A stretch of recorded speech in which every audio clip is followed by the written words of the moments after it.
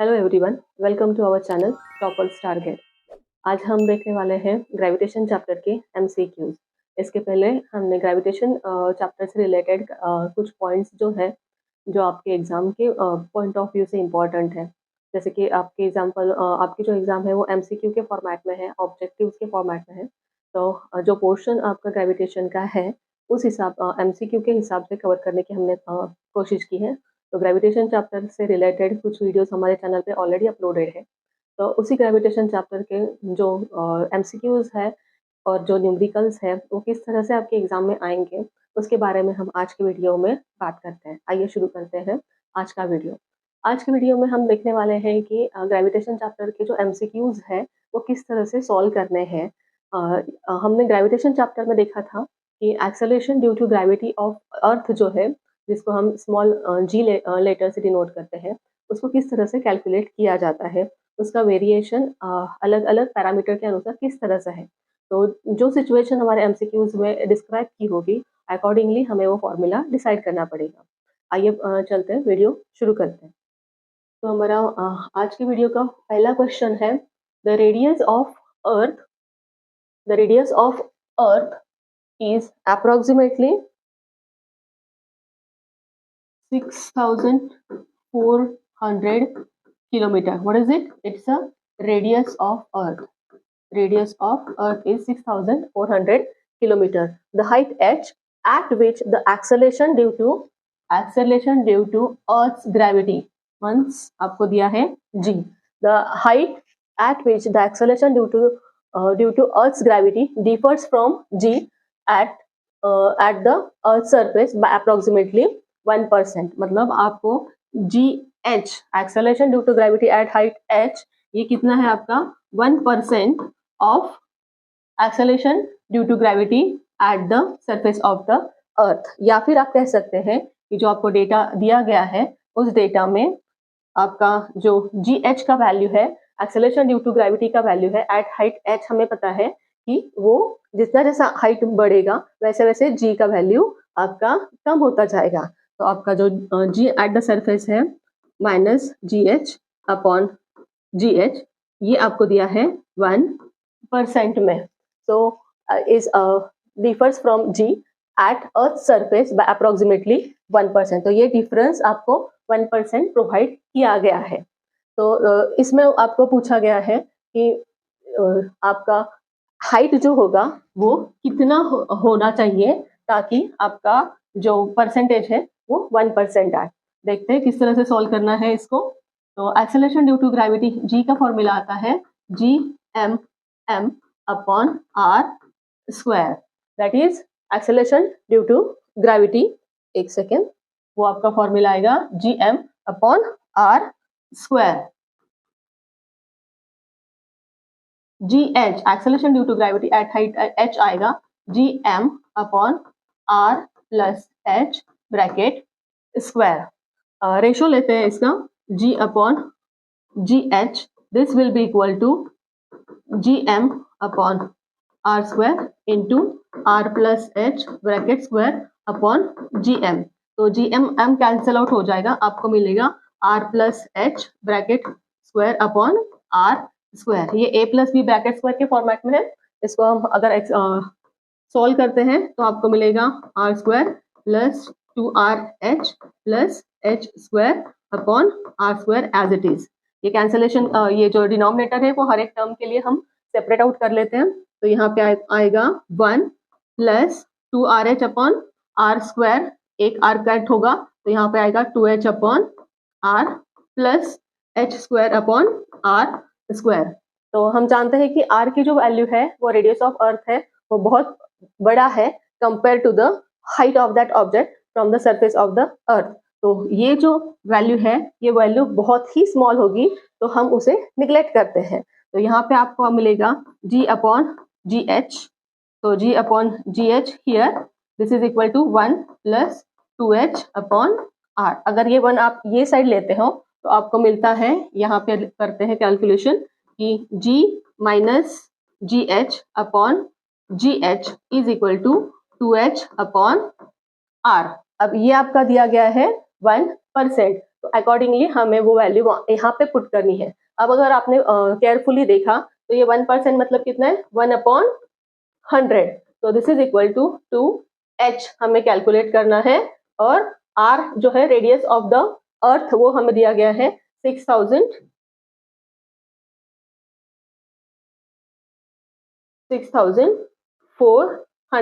Rearrange करने के बाद ये आता है 6400 upon 100 is equal to 2h।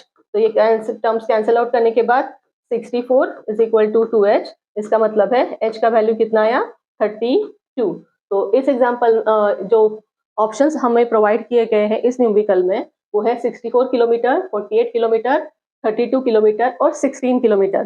तो अर्थ सरफेस से हम जब 32 किलोमीटर अपसाइड जाएंगे तो at that position after 32 kilometre at that position the value of GH कितना होगा, तो अर्थ सरफेस के 1% में उसका डिफरेंस होगा। तो करेक्ट आंसर है 32 किलोमीटर। तो इस तरह से हमने जो प्रीवियस वीडियोस में एक्सप्लेनेशन दिया है ग्रेविटेशन चैप्टर का, उस एक्सप्लेनेशन में हमने ये डेरिवेशन इंक्लूड किया है। उसमें हमने एक्सप्लेन किया है कि जी का जो फॉर्मूला है वो किस तरह से आता है। जैसे कि इस न्यूमेरिकल में हमें जी का फॉर्मूला जो है वो है GM upon R square, plus इस फॉर्मूला में सिचुएशन क्या है कि अर्थ सरफेस के ऊपर आपको h हाइट पे कैलकुलेशन करना है, मतलब आपको GH का फॉर्मूला पता होना चाहिए। तो G और GH का फॉर्मूला अगर आपको पता है और जो आपके न्यूमेरिकल में या फिर MCQ में जो न्यूमेरिकल एक्सप्लेन किया है उसकी जो सिचुएशन डिस्क्राइब की है उस हिसाब से आपको कैलकुलेशन को रीअरेंज करके करेक्ट आंसर की तरफ कैलकुलेशन ले जाना है। तो आपको जो MCQs में जो ऑप्शंस प्रोवाइडेड है उसमें से करेक्ट आंसर सिलेक्ट करने के लिए हेल्प होगी। बढ़ते हैं नेक्स्ट क्वेश्चन की तरफ। हमारा सेकेंड क्वेश्चन है, what will happen to the gravitational attraction between the two masses if the distance between them is double। यहाँ पे क्या एक्सप्लेन किया गया है, तो ग्रेविटेशनल अट्रैक्शन मतलब फोर्स ऑफ अट्रैक्शन। हमें पता है the gravitational force of attraction this is directly proportional to the product of two masses and inversely proportional to the square of the distance. अगर ये प्रोपोर्शनलिटी साइन हम निकाल के equality की तरफ जाते हैं तो ये फॉर्मूला बनता है F is equal to G into M1 M2 upon R square. तो इस MCQ में आपको क्वेश्चन क्या पूछा है कि two masses if the distance between them, दो मास के बीच का जो डिस्टेंस है वो डिस्टेंस हम डिनोट करते हैं by the letter R। If that distance gets double, अगर ये R डबल हो गया, मतलब दूसरा जो R प्रोवाइड किया गया है सेकेंड R डैश जो है वो आपको कहा गया है कि वो पहले R का डबल है, तो आपका ये फोर्स कितना हो जाएगा। Will it gets double, it reduces to half, it becomes 4 times और इट रिड्यूसेस टू क्वार्टर। तो इसमें से हमें करेक्ट ऑप्शन सिलेक्ट करना है। तो देखते हैं क्या आता है। तो ये है फोर्स जी, फर्स्ट फोर्स जहां पे डिस्टेंस है R, जहां पे डिस्टेंस है R। अब दूसरा केस क्या है कि दो मास के बीच का पहला डिस्टेंस है R। अब जैसे कि दो ऑब्जेक्ट के बीच का जो डिस्टेंस R है उसको हमने डबल कर दिया, मींस दो जो मास है वो अगर और थोड़ा सा दूर चले गए, मतलब इन दोनों के बीच का डिस्टेंस क्या हो गया, डबल। तो इस केस में आपका जो फोर्स होगा दोनों ऑब्जेक्ट के बीच में वो फोर्स ऑफ अट्रैक्शन कितना होगा। तो ये फर्स्ट केस का फोर्स है। तो सेकेंड केस का फोर्स हम F डैश से डिनोट करते हैं।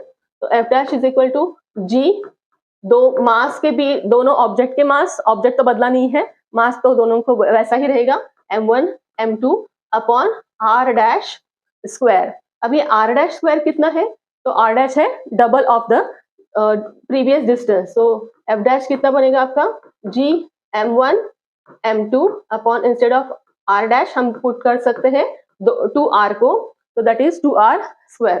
सॉल्व करने के बाद आपको मिलेगा this F dash is equal to GM1 M2 upon 4R square. और ये जो वैल्यू है वो वैल्यू किसकी है, F की। मतलब जो दूसरा सेकेंड केस का F डैश होगा वो फर्स्ट केस से 1/4 इतना होगा, मतलब इट रिड्यूसेस टू, डबल तो नहीं होगा, वो रिड्यूस होगा, रिड्यूसेस टू हाफ होगा या क्वार्टर होगा। तो हमने कैलकुलेशन करके देखा है कि ये सेकेंड केस का जो फोर्स है वो फर्स्ट केस से क्वार्टर से कम हो जाएगा, it reduces to the quarter. ये यहीं पे आपको क्लियरली समझ आता है कि ये इनवर्सली प्रोपोर्शनल है, मतलब वो रिड्यूस होगा। अगर डिस्टेंस डबल हुआ तो डिस्टेंस का स्क्वायर है, मतलब डिस्टेंस अगर डबल हुआ 2r हुआ तो 2r का स्क्वायर मतलब 4 टाइम्स ऑफ r स्क्वायर आपको मिलेगा। मतलब फर्स्ट केस से सेकेंड केस का जो फोर्स है वो क्वार्टर से रिड्यूस होगा। तो करेक्ट अल्टरनेटिव है आपका fourth alternative, that if the distance gets doubled between the two mass then the forces between them reduces to the quarter. बढ़ते हैं नेक्स्ट क्वेश्चन की तरफ। थर्ड क्वेश्चन है, the mass of the moon is 1% of the mass of earth. This is mass of moon is 1% of mass of earth. The ratio of the gravitational pull of earth on the moon, earth का moon पे, and that of moon on earth will be। तो हमें मास का relation दिया है अर्थ और moon के बीच का, और हमें पूछा है कि फोर्स के बीच का जो रेशो है वो कितना होगा। अब हम जानते हैं कि फोर्स कितना होता है, G(m1 m2 upon r square. m1 m2 क्या है, first mass and second mass, और हमारे केस में वो क्या है ऑब्जेक्ट्स, एक है अर्थ और एक है मून। तो अगर हम यही इक्वेशन अर्थ के लिए लिखें तो force of earth on moon अगर हम निकालते हैं तो ये फॉर्मूला बनेगा मास of earth mass of moon upon distance between them square. यही अगर हम मून ऑन अर्थ निकालते हैं तो क्या मिलेगा, G mass of moon mass of earth upon distance, तो दोनों के बीच का सेम ही रहेगा, तो r स्क्वायर। तो हम यहाँ देख सकते हैं कि ये दोनों भी फोर्सेस क्या है, सेम है, तो ये रेशियो भी क्या रहेगा 1:1। So first option is correct in this given numerical. बढ़ते हैं नेक्स्ट क्वेश्चन की तरफ। हमारा फिफ्थ क्वेश्चन है, geostationary satellite rotates, first option है at any height above the poles. जैसे कि ये अर्थ कंसिडर करते हैं, अर्थ का ये होगा आपका इक्वेटर, ये पोजीशन आपका होगा पोल का, और ये है अर्थ के अराउंड आपका जियोस्टेशनरी सैटेलाइट जिस ऑर्बिट में रोटेट करेगा वो ऑर्बिट। तो at any height about the pole, at fix height, at the height depending upon the mass, और more than one of the above.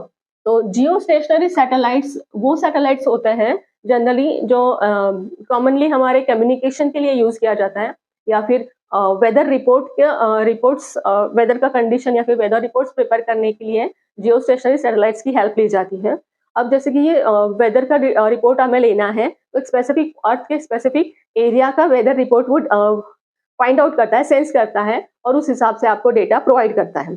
तो अगर अर्थ रोटेट हो रही है और वो जियोस्टेशनरी सैटेलाइट अगर एक ही जगह पे फिक्स है, तो हर बार अर्थ जैसा रोटेट होगी तो उसका जियोस्टेशनरी सैटेलाइट का जो फोकस है अर्थ पे वो हर टाइम अलग अलग जगह पे फोकस होगा। तो आपको प्रॉपरली एक जगह की वेदर रिपोर्ट पॉसिबल नहीं होगी। जैसे कि अगर इंडिया का आपको वेदर रिपोर्ट चाहिए, अगर इंडिया में भी एक स्पेसिफिक पॉइंट का, एक स्पेसिफिक लोकेशन का वेदर रिपोर्ट चाहिए, तो आपको वो जियोस्टेशनरी सैटेलाइट उस एरिया पे फोकस करना है। साथ में जैसे अर्थ रोटेट होता है वैसे वैसे वो जियोस्टेशनरी सैटेलाइट भी रोटेट होना चाहिए। अब हम जानते हैं कि अर्थ का acceleration due to gravity on any object जो है वो ऑब्जेक्ट की पोजीशन पे डिपेंड करता है, कि ऑब्जेक्ट आपका इक्वेटर पे है या आपका ऑब्जेक्ट पोल पे है, या फिर आपका ऑब्जेक्ट कहीं पे भी घूम रहा है, उसका अर्थ के रोटेशन या फिर अर्थ के सेंटर से कोई रिलेशन नहीं है, हर टाइम उसका डिस्टेंस वेरी होता है। अगर अलग अलग सिचुएशन में ये अलग अलग जी का वैल्यू चेंज अलग अलग होगा। तो ऐसे केस में जब हम डिस्क्राइब करना चाहते हैं कि जो ऑब्जेक्ट आपका है वो अगर जियोस्टेशनरी सैटेलाइट है तो वो एक फिक्स हाइट पे ही होना चाहिए ताकि वो अर्थ जैसा रोटेट करे वैसे वैसे वो जियोस्टेशनरी सैटेलाइट भी रोटेट करे। तो जैसे अर्थ रोटेट करेगा वैसे वैसे वो जियोस्टेशनरी सैटेलाइट भी according to the earth rotation वो अपना पोजीशन चेंज करता जाएगा। इस वजह से क्या होगा, एक उसकी जो हाइट है अर्थ से वो हमेशा कांस्टेंट रहेगी, मेंटेन रहेगी, जिसकी वजह से जो जियोस्टेशनरी सैटेलाइट का मेन पर्पस है, जैसे कि कम्युनिकेशन मैंने बताया या फिर वेदर रिपोर्ट बनाया, तो उसके जो पर्पस है वो पर्पस सेटिस्फाई होने के लिए हेल्प होती है। तो उसके लिए एक स्पेसिफिक डिस्टेंस मेंटेन करना जरूरी है, एक स्पेसिफिक हाइट मेंटेन करना जरूरी है। तो ऐसे केस में आपका जो एमसीक्यू है उस वजह से पूछा गया है कि जियोस्टेशनरी सैटेलाइट का जो रोटेशन है it should B at a fix height. ये आपका करेक्ट अल्टरनेटिव करेक्ट आंसर है। बढ़ते नेक्स्ट क्वेश्चन की तरफ। आपका 6th क्वेश्चन है, इफ आर क्या है, radius of the earth, and g क्या है, acceleration due to gravity on the earth का surface, then what is the density, density denoted by the letter rho. तो आपको पूछा है कि what is the density of the earth. तो हमें पता है density is mass upon volume. अब अर्थ को हम as good as one sphere consider करते हैं। हमें पता है कि अर्थ का जो पोल है और जो इक्वेटर है वहां का जो रेडियस है वो बस 21 किलोमीटर से डिफर है। तो वो अप्रोक्सीमेटली सेम कंसिडर अगर हमने किया तो अर्थ क्या आ जाता है, एग्जैक्ट स्फीयर आता है। और एग्जैक्ट स्फीयर का वॉल्यूम कितना होता है, volume is 4/3 pi are cube. तो आपको पूछा गया है कि अर्थ की जो डेंसिटी है वो कितनी होगी, will it be 3 small G R upon 4 pi capital G है, या फिर आपके जो सेकेंड और थर्ड फोर्थ ऑब्जेक्टिव अल्टरनेटिव है वो है 3g upon 4 pi G R और 3g upon 4 pi G R. ये स्मॉल जी है, that is acceleration due to gravity. और फोर्थ ऑप्शन आपको दिया गया है कि 4 into small G divided by 3 pi capital G R. तो देखते हैं ये किस तरह से आएगा। ये है डेंसिटी रो। तो इस डेंसिटी के लिए हमें यहाँ पे चाहिए मास और इसका रिलेशन। तो ये रीअरेंज करते हैं। This density is equal to, ये 3 ऊपर गया तो 3m upon 4 pi are cube. तो हमें पता है कि जो गिवन आंसर्स है, गिवन ऑप्शंस है, उसमें स्मॉल जी भी है, कैपिटल जी भी है। तो हम स्मॉल जी का फॉर्मूला लिखते हैं। Small G is equal to capital G m upon are square. m क्या है, मास ऑफ द अर्थ, वो हमने यहाँ पे लिया है mass of the earth capital m। ये है आपका मास ऑफ द अर्थ। ये कैपिटल m का वैल्यू अगर हम डेंसिटी के फॉर्मेट में लिखते हैं तो आपको मिलेगा g upon are square as it is. Capital m का वैल्यू आएगा rho 4 pi are cube upon 3। R square और आर क्यूब का कैंसिल आउट होके आपको आंसर मिलेगा जी रो 4 पाई अपॉन 3 और यहाँ पे आएगा आर। तो ऑप्शंस देखते हैं यहाँ पे।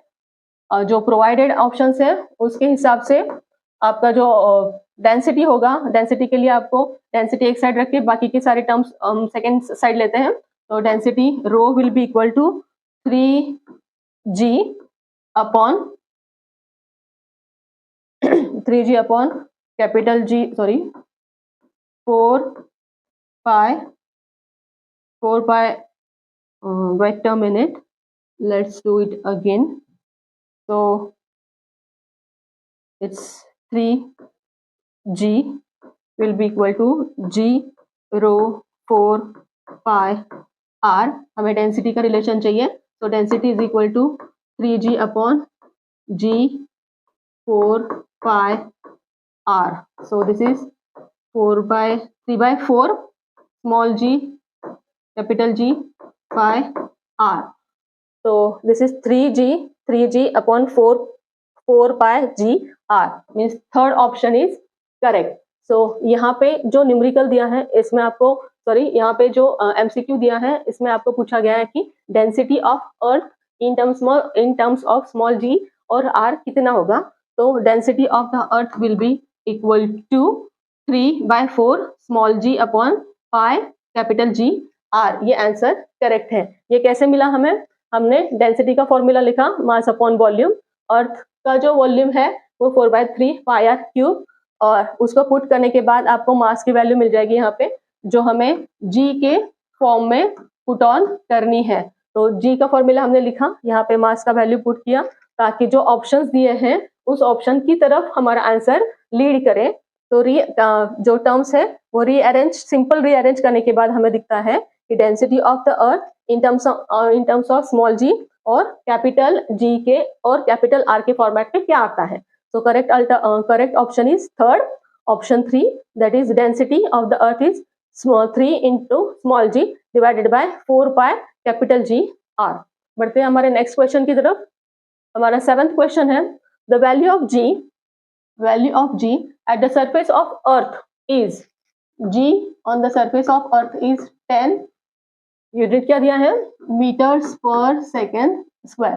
Then the value of G at the height, the value of G at the height RE from the surface of the earth is, RE क्या दिया है, रेडियस ऑफ द अर्थ।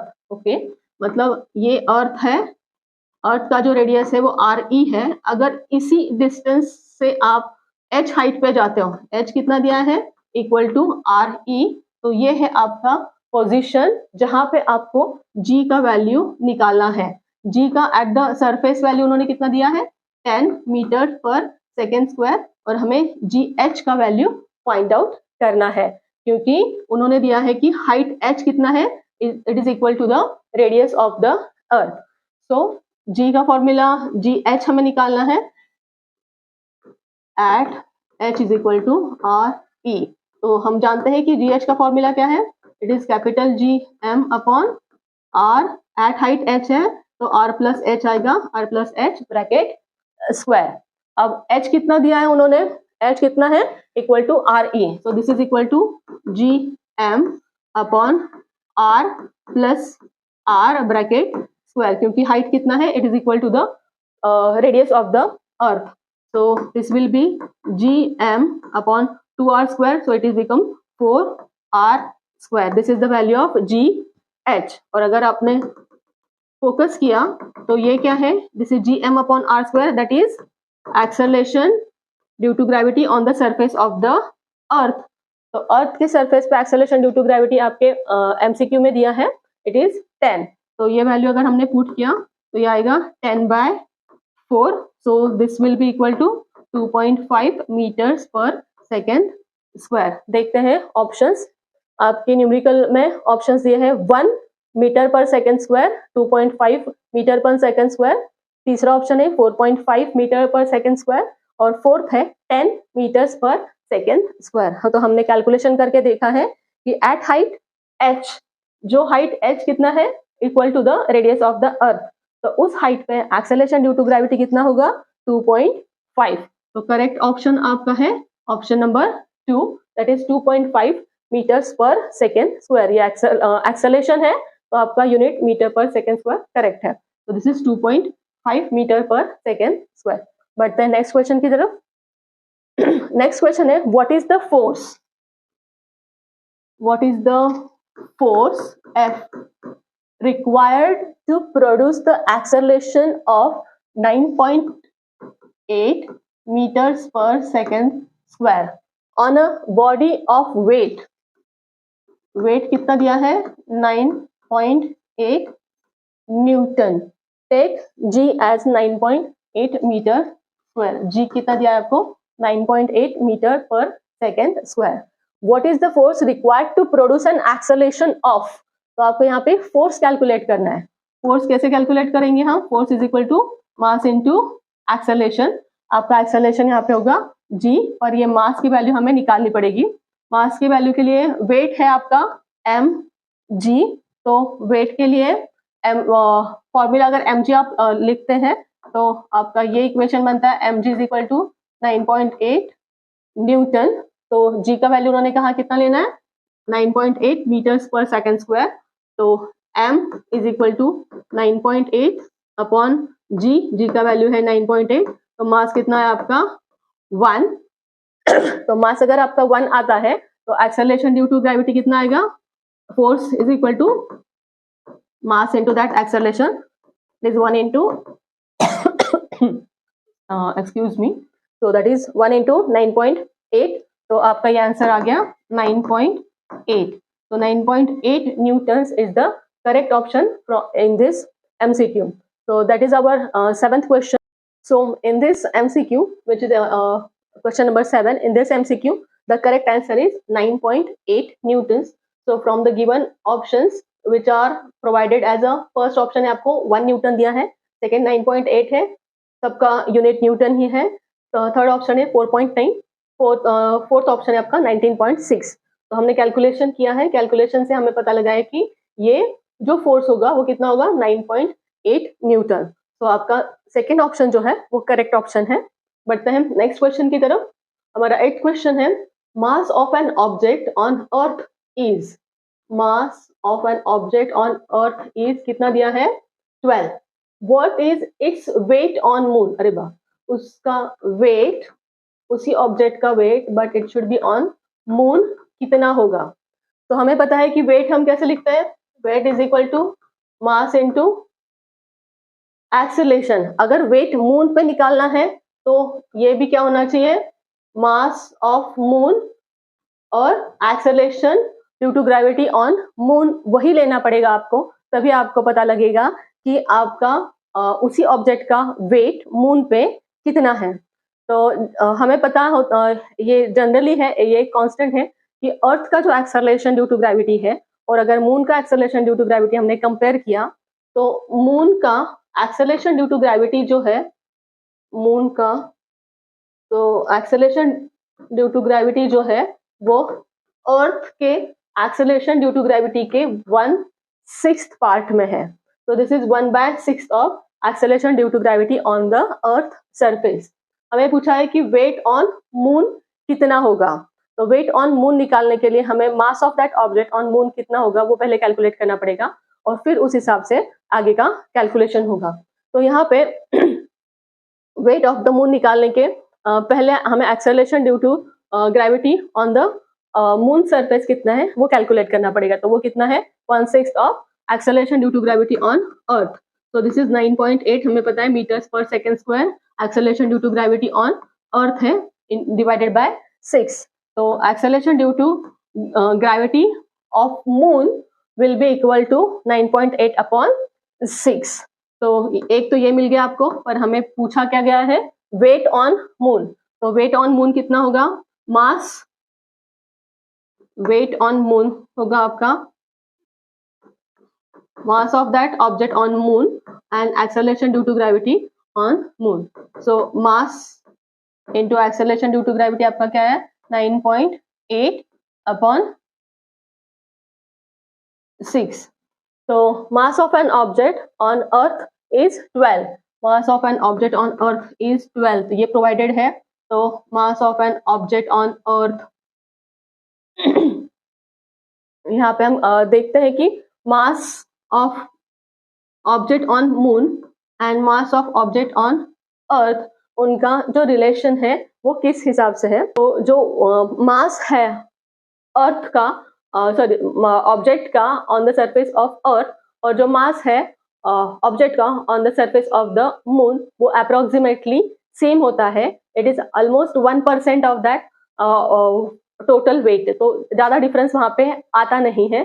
तो यहाँ पे मास में ज्यादा डिफरेंस नहीं होगा, लेकिन वेट में डिफरेंस होगा, क्योंकि मास और वेट की जो कंसेप्ट है वो अलग अलग है. मास अलग है और वेट अलग है. Weight acceleration due to gravity के हिसाब से चेंज होता है, क्योंकि वेट का फॉर्मूला आता है मास इनटू जी. तो मास ये स्केलर क्वांटिटी है जिसमें जी का कुछ रिलेशन नहीं आता.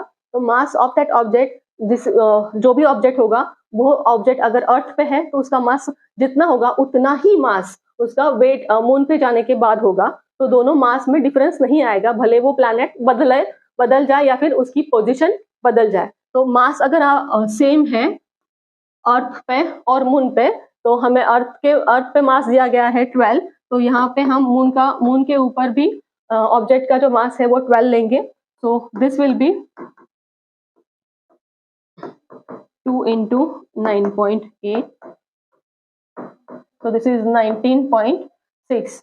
So mass of an object on earth अगर 12 है तो उसी ऑब्जेक्ट का मास, सॉरी उसी ऑब्जेक्ट का वेट ऑन मून होगा 19.6. So first option is correct option in the given MCQ. बढ़ते हैं नेक्स्ट क्वेश्चन की तरफ। Escape velocity VE of a body depends upon its mass m, where capital M is the mass of the earth। तो आपको options दिए गए हैं इसमें कि escape velocity is directly proportional to the mass of earth है। Escape velocity, उसके पहले हम देखते हैं कि एस्केप वेलोसिटी का फॉर्मूला क्या है। एस्केप वेलोसिटी का फॉर्मूला है it is equal to √2gm/r। तो escape velocity it's directly proportional to m, correct है। Escape velocity inversely proportional to the weight of that body, ये नहीं है। Escape velocity is directly proportional to the square root of, this is square root symbol, square root of body of the, sorry, mass of that body, वो भी नहीं है। Does not depend upon mass of the body। हमने देखा कि escape velocity जो है वो डिपेंड किस पे करेगी, G, M और R पे। मतलब escape velocity का जो वैल्यू है वो वैल्यू अब प्लैनेट का मास कितना है, प्लैनेट का रेडियस कितना है और उसका यूनिवर्सल ग्रेविटेशनल कांस्टेंट कितना है, उस हिसाब से आपका एस्केप वेलोसिटी डिसाइड होता है। अर्थ के लिए एस्केप वेलोसिटी किसी भी ऑब्जेक्ट के लिए हमने कैलकुलेट करके देखा था पिछले वीडियोस में कि वो है 11.2। तो ये एस्केप वेलोसिटी हर एक ऑब्जेक्ट के लिए सेम है, भले उसका मास लाइट हो या फिर उसका मास हेवी हो। तो इसकी एस्केप वेलोसिटी उस बॉडी के मास पे डिपेंड नहीं होगी। तो does not depend upon the mass of the body, ये करेक्ट अल्टरनेटिव है। तो यहाँ पे जो दिया गया है इसमें the escape velocity of the body depends on its mass small m। तो ये जो ऑप्शन है, इस ऑप्शन में एक्चुअली ये v escape velocity directly proportional to small m, ये कैपिटल M नहीं होना चाहिए था, ये स्मॉल m होना चाहिए था, that is mass of that object, क्योंकि हमें उसी का रिलेशन पूछा गया है। तो वो डायरेक्टली प्रोपोर्शनल नहीं है, इनवर्सली प्रोपोर्शनल नहीं है, स्क्वायर रूट भी नहीं है, लेकिन it does not depend upon the mass of the body, ये करेक्ट आंसर है। तो fourth option is correct in the given MCQ। बढ़ते हैं नेक्स्ट क्वेश्चन की तरफ। हमारा 10th क्वेश्चन है the force of attraction between the two objects. दो ऑब्जेक्ट्स हैं, एक और दो, इन दोनों के बीच में फोर्स ऑफ अट्रैक्शन के लिए हमने कंसिडर किया, पहले का मास है m1, दूसरे का मास है m2। तो ये force of attraction between the two objects of masses, okay, mass दिया है कैपिटल M और small m, which lie at a distance, इन दोनों के बीच का डिस्टेंस दिया है small d from each other, it is directly proportional to, ये फोर्स डायरेक्टली प्रोपोर्शनल टू क्या है, सम ऑफ द मास है, प्रोडक्ट ऑफ द मास है, difference between the two mass है, या फिर sum of the square of the masses है।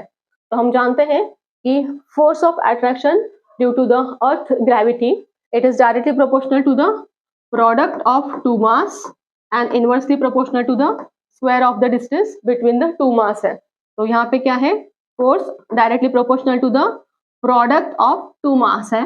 तो आपके जो ऑप्शंस दिए गए हैं उसमें सम, ये ऑप्शन करेक्ट नहीं है, प्रोडक्ट ऑफ मास, हाँ ये ऑप्शन करेक्ट है, difference between the two mass, ये भी नहीं है, सम ऑफ द स्क्वायर्स, ये तो कतई नहीं है। तो आपका जो करेक्ट ऑप्शन है वो है second, that is product of the masses of objects। So this force of attraction, it is directly proportional to the product of the two masses and it is inversely proportional to the square of the distance between them। So this is all about the some MCQs which are based upon the first which are based upon the chapter gravitation। Gravitation chapter से related और भी कुछ MCQs है, वो हम हमारे next आने वाले वीडियोस में अपलोड करेंगे।